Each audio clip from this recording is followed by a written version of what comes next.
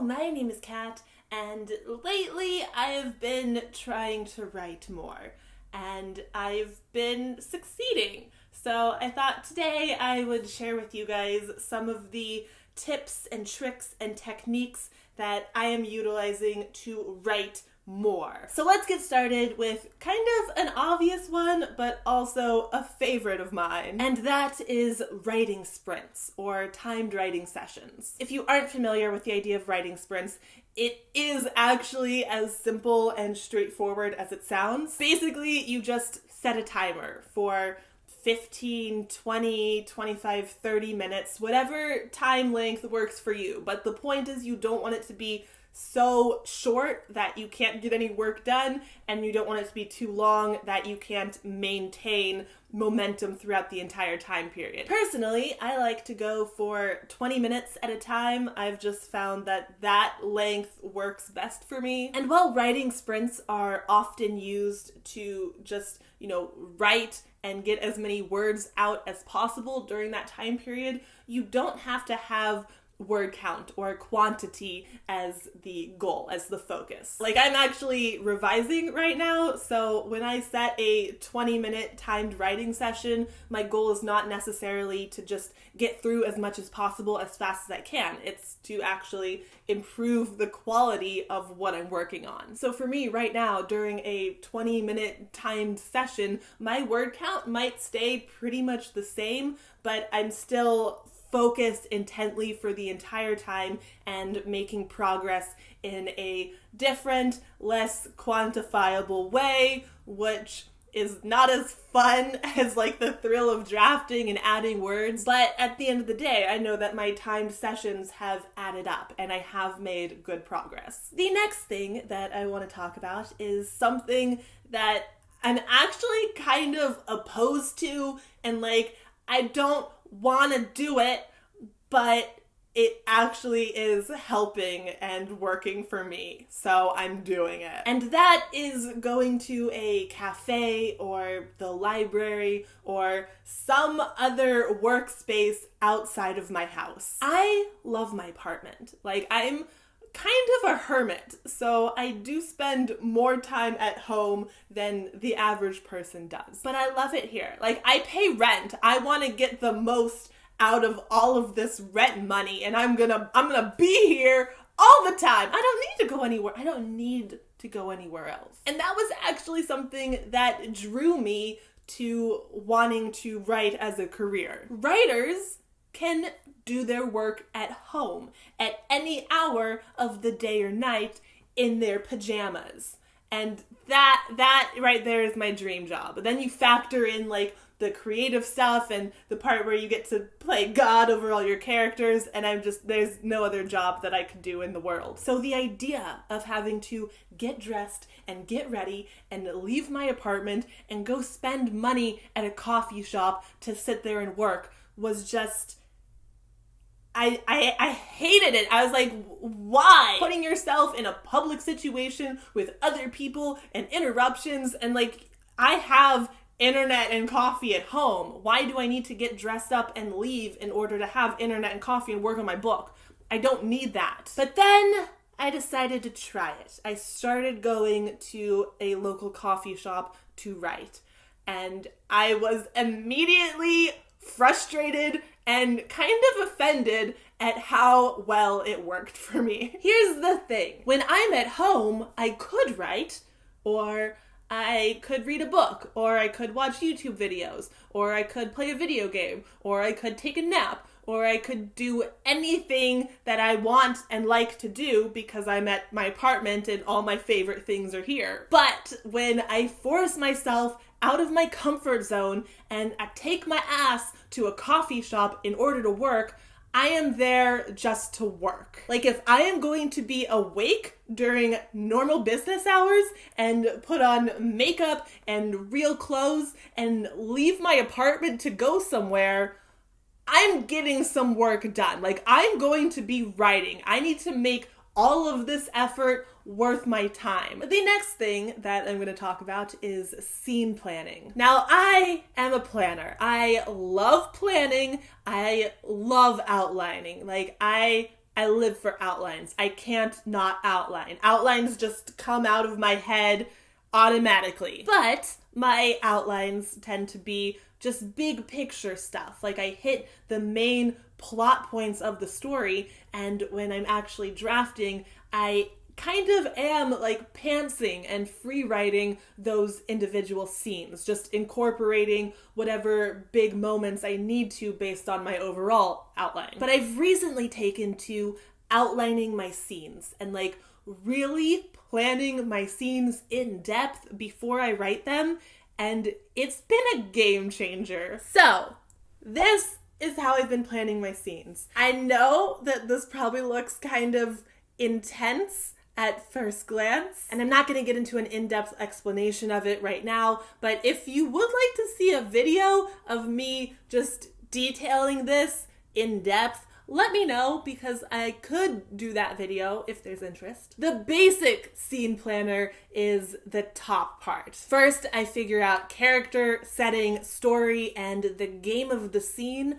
which is something that I kind of borrowed from improv, but I've found makes my scenes so much better. The numbered section, points 1 through 9, are actually from a book called Anatomy of a Story by John Truby, which is an amazing book, and I highly recommend it to anyone who is interested in developing their skills as a writer, because it will just like revolutionize the way you approach stories, or at least it did for me. And then the bottom section is less about planning the scene from scratch and more about revising the scene, fixing a scene that has already been written, because again, I am currently revising something, so I'm not necessarily writing every single scene from scratch, but I am assessing every single scene and seeing what needs to be changed based off of the scene planning outline structure sheet that I have here. If you guys are familiar with my old school writing videos,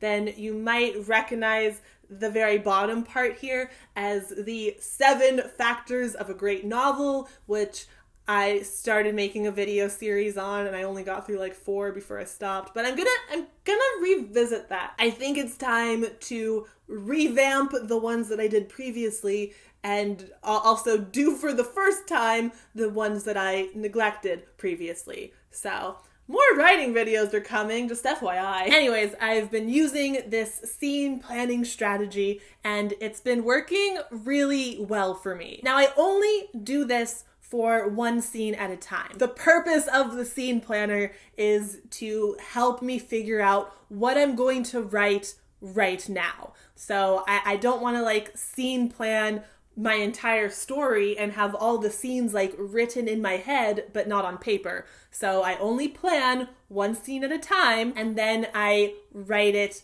on my computer and get it done in the draft. And only then do I move on to the next scene. The next thing I want to talk about is very obvious but very difficult.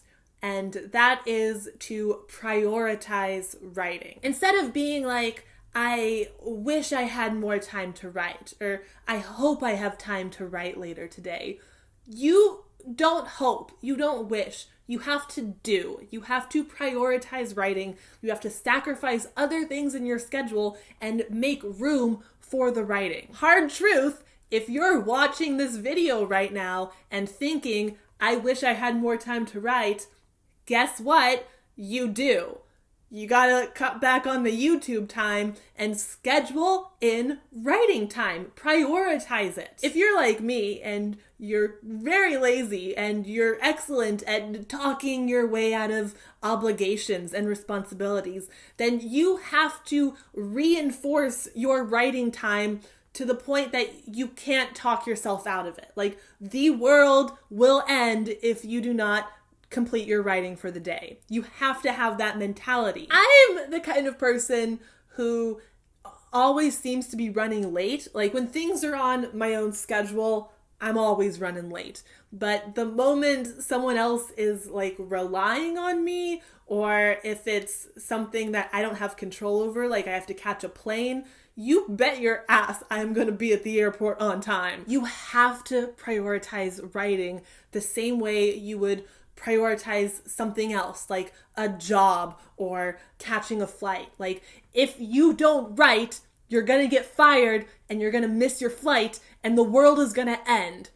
So you have to write. You have to. It's non-negotiable. You have to write. And I know that this is really difficult. Like, it sounds easy, just do it, but it's actually not easy at all. And it's something that I'm still really struggling with, but I'm working on it. Which kind of brings me to the last thing I want to talk about, which is mastering writing triggers and flow state. Now, writing triggers are something that I've talked about in videos before. Basically, you're kind of hacking your senses in order to put you more in a writing mood, in a writing state. I personally use certain music, certain candle scents, certain coffee flavors, stuff like that to help get me in the right mindset to write. All of my stories have at least one song that is just so strongly associated to that story. When I hear the song, like if it comes on the radio, which it usually doesn't because the songs are like 10 years old and not that popular,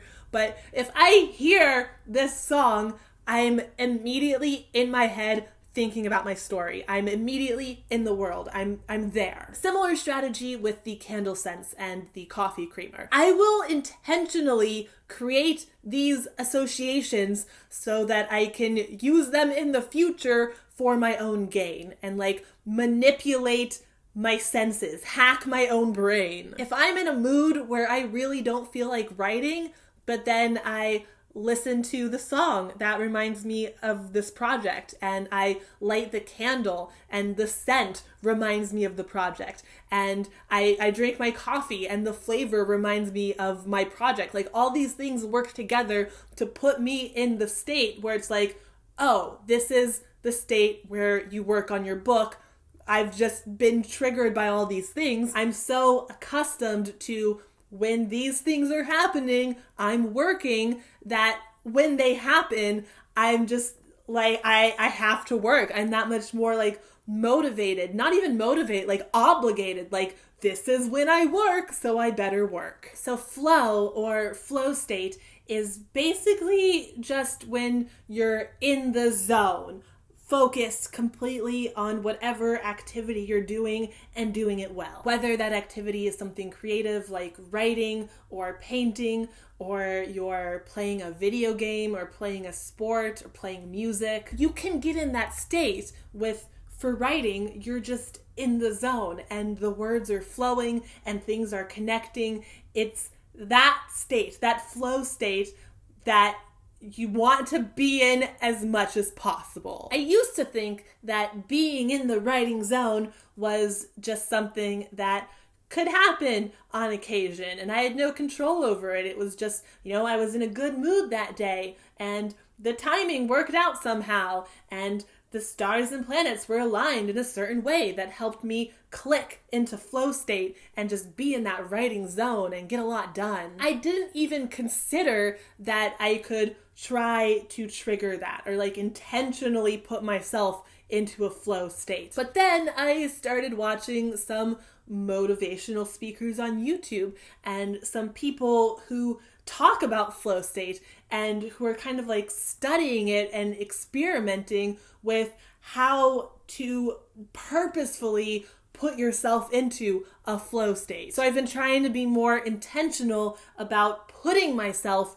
into the writing zone. And I think all of the things I've been talking about in this video have helped me have more control over getting in that flow state. And when you're in that writing zone, when things are going well and the words are flowing and everything is working, that is the thing that motivates me to write the most. Like, writing leads to more writing, leads to more writing.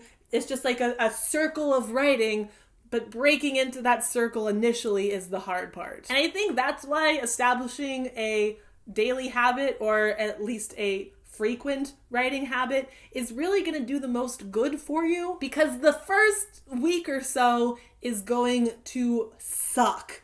But once you start to fall into a routine, once you are writing, that leads to more writing. Productivity breeds more productivity. So it's just, you gotta get started, and then it's easier to maintain. But it's never actually easy, because it's all real hard. But it's worth it.